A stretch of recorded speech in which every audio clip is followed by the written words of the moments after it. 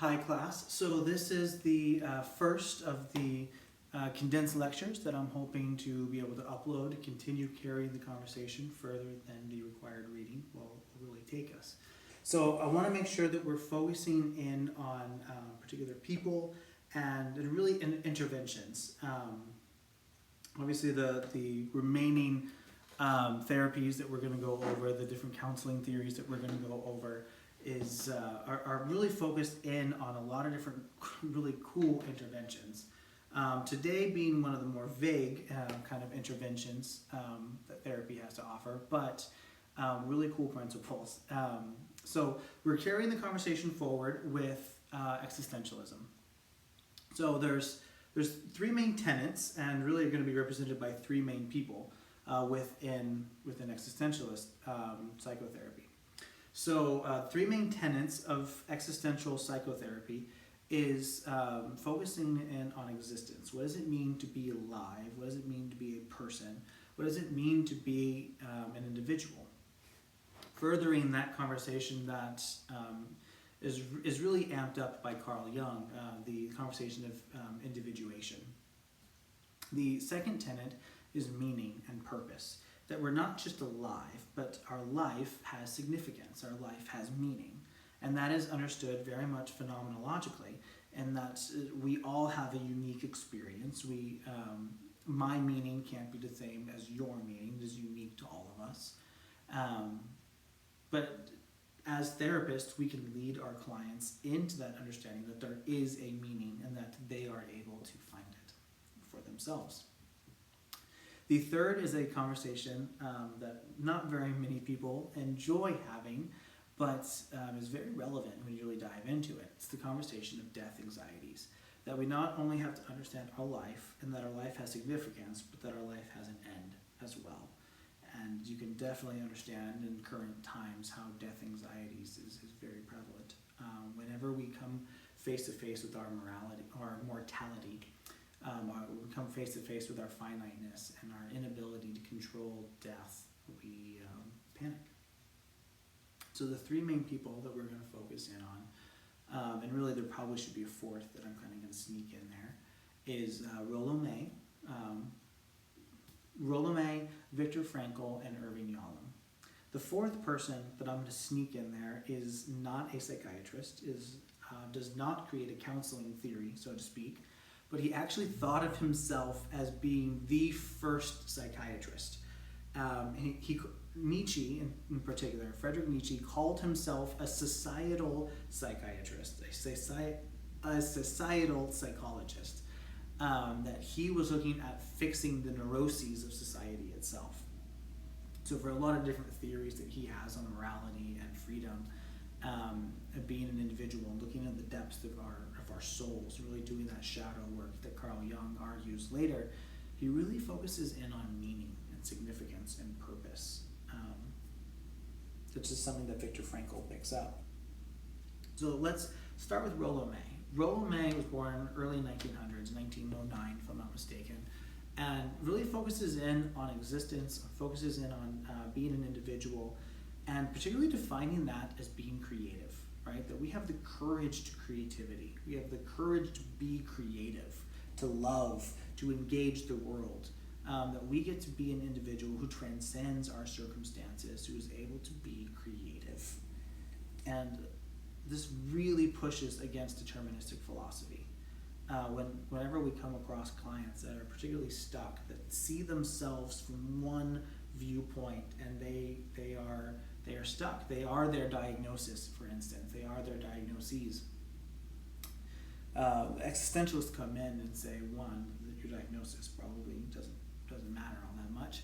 And Yalom is actually quoted for saying, diagnose only for the purpose of billing your insurance. But really what it means to be an individual is to be not determined by circumstances of life. Frankl continues this conversation further by saying that we're actually transcendent beings, that there is a level of biology, there is a dimension for biology, there is a dimension for psychology, but there's also a human dimension. There's something above that as well, this neurological level. This human dimension is filled with choice and freedom, the ability to establish meaning and purpose in our lives. So actually, in an interview, Frankl was asked particularly about B.F. Skinner. If you remember anything about B.F. Skinner, right, that man doesn't think, right? It's not whether or not a machine will think or a computer will ever think, but has man ever thought? That we are just rats in a cage that are just determined by our environment. We're nothing more than conditioning. And when Yolom is asked about this in particular, he says, well, yes, man is animal, but man is more, right? We have these other dimensions, but what's being missed is, well, humanity itself. So the story that he actually tells, and I'm probably going to mess it up, but the story that he tells is a story about a cat. So there's a cat who goes into a butcher shop and jumps up on the counter and eats 2 pounds of the butcher's butter.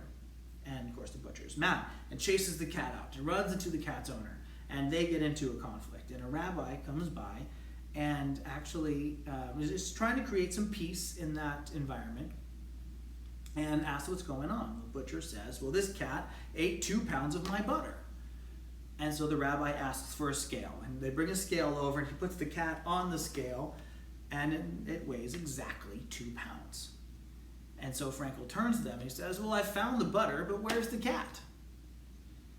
Point being that we tend to focus in on these lower dimensions, these lesser things, and we miss what's so obviously in front of us. That we can go through and we can diagnose, we can go through and we can create a case conceptualization, that we can think that we understand the symptoms of the client, but what we're missing is the client himself, right? The actual person sitting in the chair in front of us. So the big part of the conversation is then, if we're able to transcend, right? If we are more than just our environment, if we are more than our biology, if we are not just conditioned animals, but we have this free will to step in, the phrase that Frankl uses quite a bit is that we are free from in order to be responsible to. Free from in order to be responsible to. And a big part of what determines our humanity is our responsibleness. In order to be human, to be human is to be responsible. And it's something that Jordan Peterson actually doubles down on as well. He's probably the most recent person to really focus in on this concept of responsibility, and particularly focusing in on the meaning of life. The meaning of life is not in our rights, but it's in our responsibleness. So he even tells us the story of Pinocchio. It seems to be one of his favorites. And through the story of Pinocchio, Jordan Peterson actually talks about what it means to be a real boy, right? What does it mean to be a person? And through the story, if you know it, right, Pinocchio is a puppet created lifelike, kind of comes to life, but isn't real. It's still a puppet.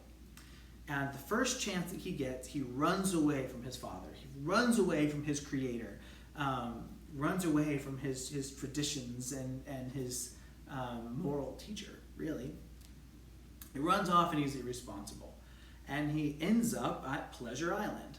And through this pleasurable paradise, responsibleness is completely out the window and very literally is turning these young boys into asses and moving them as far away from what it means to be a person, what it means to be human. So in order for Pinocchio to save himself from becoming lesser than what he was ever designed to be, he has to go back and be responsible. He has to redeem responsibility. He has to be honest, for one. And he goes and literally resurrects his father from the depths of hell, right? From the bottom of the sea where he is buried in the belly of a whale. He has to rescue him from that depth. And through bringing his father, his creator, his moral teacher back to life, he is able to then become a real boy. What it means to be human is to be responsible. So you'll find with clients that there's a big push away from responsibility. There's a big push away from stepping out into your individuation, for accepting your ability to create a future instead of blame the past or feel crippled by your inability to do anything about the future. There was a particular example in which you'll notice the chairs behind me. I use them quite a bit for a lot of different circumstances. And I had one client that really had a lot of different negative cognitions, a lot of different self-talk that came from a variety of places. And so I did an experiment. And when we get to Gestalt therapy, we'll talk more about experiments. But I had her go and sit just monkey in the middle, right in the middle of this circle of chairs. And she's sitting right in the middle of these chairs. And I asked her, well, what are you experiencing as you're sitting there? And it's very clear, right? It was really uncomfortable. It was awkward. It was weird. And it was very ominous. Sitting monkey in the middle around these empty chairs. She knew they were empty chairs. She's not delusional. But it really felt oppressive. And so I said, we're going to go around, we're going to name your gods, right? We're going to name your committee in your head, your unconscious institutions, as I've labeled them. And we're gonna pinpoint, where did you learn, right? Where's the background to your negative cognitions? Where did you pick these things up? Because I call them gods because you're sacrificing your life to them. You're giving up so much of your identity, your capabilities, your creativity, your passions over to these gods. And they were represented by several different people in her life. One was her father, one was her mother, one was a group of friends, one was her church. And while no one in real life would have actually pushed against her and agreed to any of these horrible things that she was saying, they all would have absolutely just loved on her. Her perception was just judgment and condemnation. And so as we're sitting around, we've named every single chair around the circle and labeled her negative talk. I said, what are you experiencing now? And she said, well, I should be feeling probably oppressed. I probably should be feeling even more terrible, but honestly, I'm feeling more comfortable, which threw me off, right? I was really assuming I knew what her answer was going to be, and that threw me off. I wasn't expecting her to be more comfortable. She said, don't get me wrong, but I know these have to go. I know this is unhealthy, but yeah, I am more comfortable because I know these people. But we went through and we disputed them and we challenged these different beliefs and where they're coming from. And as we did so, I had her just kick the chairs over and make a giant mess in my office. And she always hesitated right before kicking. Not because she cares about my chairs, but because she was knocking over a friend or her father, right? But eventually we got through, we kicked down all the chairs, she disputed all of these beliefs, and I stepped back and she's just got this open space. It's just her on this round rug. And again, very assumedly, right, I asked her, what are you experiencing now? And she said, I know what you want me to say. You want me to say free, and that's true. But I actually feel terrified. It really threw me off. Terrified. She felt terrified. She was free. Free means responsible. She would have to step into her own life and accept responsibility for it. So I asked her what she wanted to do. And again, very assumedly thinking she wants to step out and live in her freedom. And she said, I want to set the chairs back up. She wanted to retreat from her responsibility and her freedom back into the oppression, because there she didn't have to be responsible, or at least so she thought. When I mentioned this experiment to another client, she thought that was absolutely ridiculous. She pushed against it so much. She said, no, please put me in the middle. Let me go through that experiment, because that would be great. I would love to be free. Well, that client is an artist, and so I asked her what she thinks about a blank canvas. And she literally shuddered in my chair. She hates a blank canvas. Because as a graphic designer, she takes something that already exists and she manipulates it. But when she has a blank canvas in front of her, she owns every brush stroke. She is responsible for everything on that canvas, and that is absolutely terrifying. So what it means to be a person is to be responsible, and part of psychotherapy, at least as far as existentialism is concerned, begins with becoming an individual who is free and is able to step into that sense of responsibility. And through that sense of responsibility, they can create their own phenomenological meaning, right? They can understand that they have meaning. We can't, as therapists, push meaning upon them, but we can encourage that there is a meaning and help them draw out what that is. The big tenet that Irving Yalom focuses on, and really every opportunity he gets, death is a constant theme, right? That he writes that death is always on his mind. He lives his life according to an understanding of death. And through that we get to understand what it means to be fully alive. The Mitch Albom, right? He who has Mitch Albom and Tuesdays with Morrie has this constant theme that in order to learn how to live, we have to learn how to die. And that's really a Yalomism, right? That he's pushed, whether Mitch Albom meant that or not, Yalom is really trying to live with death, the reality of death constantly in front of him so that he gets the most out of it. And again, Yalom goes back and quotes a different thought experiment of Nietzsche. It's the conversation of eternal return. It's something that I've mentioned with a lot of my clients, actually. So Nietzsche's eternal return is a simple thought experiment about immortality. So a genie comes to you and grants you eternal life. But you're not going to live today, tomorrow, the next day. The way we normally think about living for eternity, what you're going to be doing is living today on repeat. Groundhog Day, except Bill Murray had the option of changing his day up. So while you're going to wake up and every decision that you made today will be lived out exactly the way it was, just 100% on repeat. So Nietzsche's question to this experiment is, would that be a blessing or a curse? And really, based on that description, that sounds terrible. It sounds like an absolute curse, and I haven't met a single person that loved that idea, because we tend to live life with a lot of regrets. We don't live life with death constantly in front of us, right? This idea that we might have to repeat this day. Are we owning every opportunity that we can to live life? And so the response to considering that wish from the genie to be a curse, right? The response from Nietzsche is live each day as if that were a blessing, or live each day in a way that would make it a blessing, right? Making the most out of every opportunity, trying to live life to the fullest.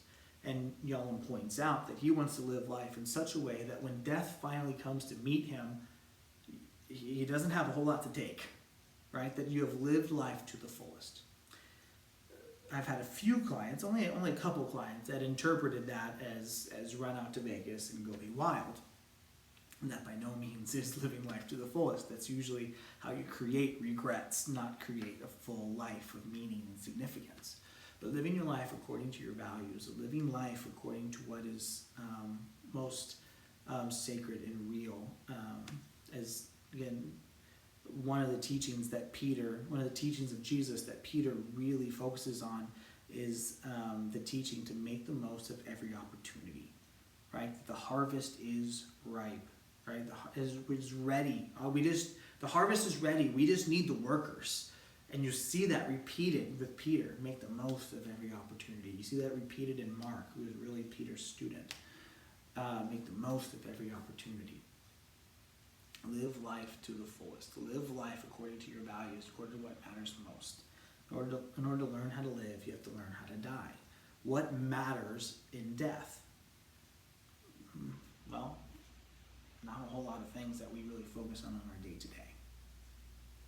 So existentialism as a psychotherapy is focused in on helping a client be an individual, helping a client live a life of meaning, helping a client live a life of significance and fulfillment, and be able to cope with their finiteness, be able to cope with death itself. So those are the existentialists, and that's where they begin pushing the conversation.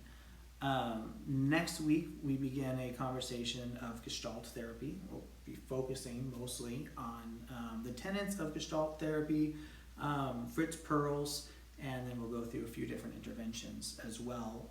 Be sure to keep watching the Gloria videos, and especially if you can watch the Gloria videos for Fritz Perls and Gloria. That'll really help when we get into talking about Fritz Perls himself. You'll see a much different dynamic, especially between Albert Ellis and Fritz Perls.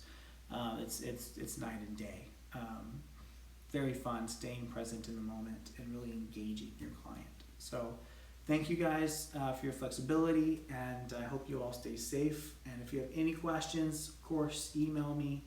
Looking forward to just continuing conversations with you and moving forward as best we can.